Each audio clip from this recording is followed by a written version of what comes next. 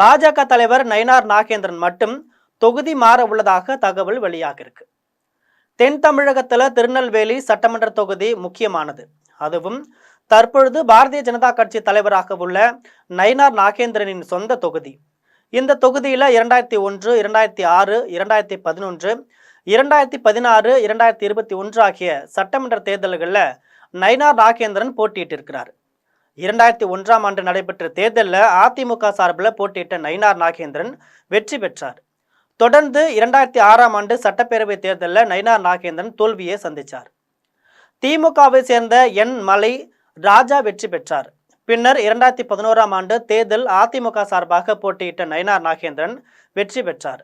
அடுத்த 2016ஆம் ஆண்டு நடைபெற்ற தேர்தலில் திமுக சார்பில் போட்டியிட்ட ALS லட்சுமணன் வெற்றி பெற்றார். 2001ஆம் ஆண்டு நடைபெற்ற சட்டப்பேரவை தேர்தலில் பாஜக சார்பில் போட்டியிட்ட நயினார் நாகேந்திரன் வெற்றி பெற்றார். இந்த நிலையில நயினார் நாகேந்திரன் இந்த முறை திருநெல்வேலி தொகுதியில போட்டியிட போவதில்லை, மாறாக அருகில் உள்ள நாங்குநேரி தொகுதியில போட்டியிடுவார்னு தகவல் பரவி இருக்கு.